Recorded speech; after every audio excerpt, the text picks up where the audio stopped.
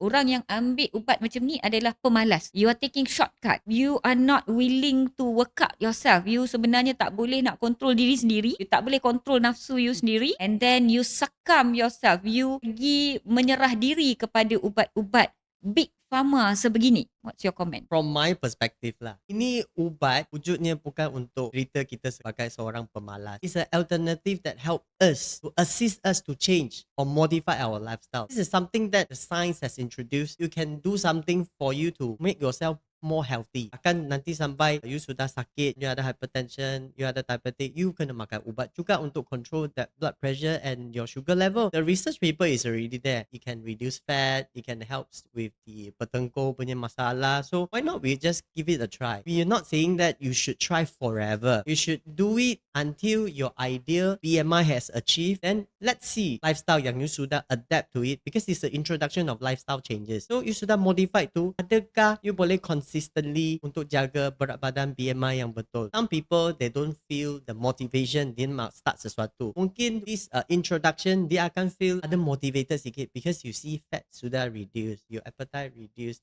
you can be more active, you can do more things that you wanted to do. Maybe you want to climb a mountain, maybe you have ambitions, you want to pergi Mount Kinabalu, something like that. You only live once. Yep. Right?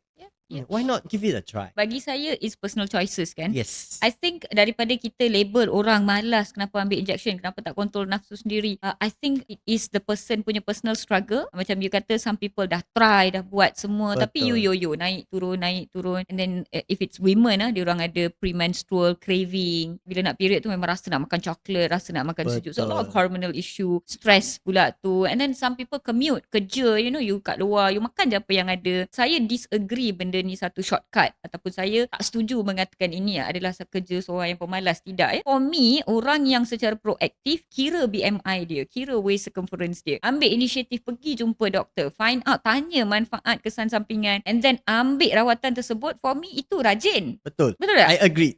Tak buat apa-apa, BMI berapa tak tahulah. That one, sama ada you tak tahu ataupun you tak nak tahu. Maybe dia sudah obese, tapi dia tetap tak nak buat perubahan. Right. Ada yang sudah kahwin, tanya when you chat with them, so you tak nak buat apa-apa perubahan ke? Because I tanya dia feel like you punya knee sudah sangat sakit. What you want to do? You're still very young, you're below 40 or maybe you are early 40 and you want to continue with this kind of lifestyle. Then sampai 50 tahun nanti apa-apa berlaku, what will happen to your family? Siri, jom dengan tips ini dibawakan khas untuk anda oleh Kelebih Asia Hospital Tebrau.